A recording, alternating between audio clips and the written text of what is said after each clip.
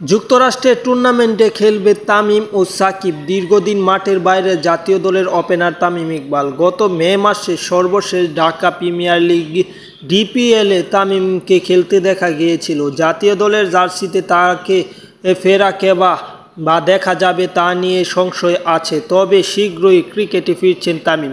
যুক্তরাষ্ট্রের national cricket লিগে NCL খেলবেন বাংলাদেশের হয়ে সর্বোচ্চ রানের মালিক। এই টুর্নামেন্টে খেলবেন সাকিব আল হাসানও। আগামী 4 অক্টোবর থেকে মাঠে গড়াবে এনসিএল এবং 14 অক্টোবর শেষ হবে 60 বলের এই টুর্নামেন্ট বা 10 ওভারের এই টুর্নামেন্টে তামিম এবং সাকিব দুজনেই খেলবে। ডালাসের ইউনিভার্সিটি অব টেক্সাসের উদ্যোগে প্রথমবারের মতো আয়োজিত এই টুর্নামেন্টে অংশ নিবে 6 দল।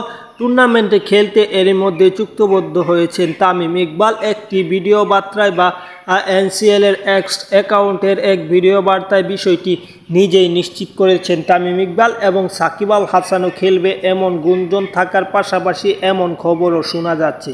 যাই হোক, যারা খেলাধুলার আপডেট শুনতে ভালোবাসেন তারা চ্যানেলটি সাবস্ক্রাইব করতে ভুলবেন না।